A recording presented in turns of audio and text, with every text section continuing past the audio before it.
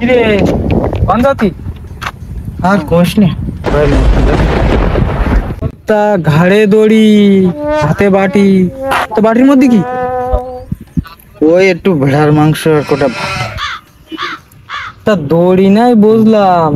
তো মাংস ভাত নিয়ে মতি জাতি বুঝতে পারলাম ভাই মারবো তো এখন না দূরের পর খেতে লাগলে দুটো খেয়ে না ওই চশমা পায়সু দেই তো মনে হচ্ছে তুই সরবারি জাতি মারবো তো তা মানুষজন আবার দেখতে আসবেন আবার এখন ওই ছবি তুলি আবার একটু স্ট্যাটাস দেয় দেবেন না। তা গোলায় দড়ি দিয়ে মরবি মানসি কমান কি তাহলে কি করা যায় কদে আদে ইন বয় তোর কাছে বিড়ি আস নাই বেদিন বুদ্ধির গোড়া একটু ধোয়া দেয়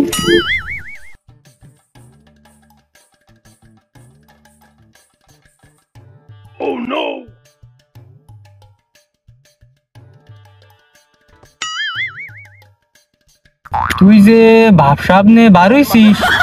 তা গোলায় দড়ি দিলে মান সম্মান থাকবেন আদে ওই বিল্ডিং এর পরে যা উনতে লাভ দিকে মরি গেলি অন্তত ভাইরাল হতে পারবে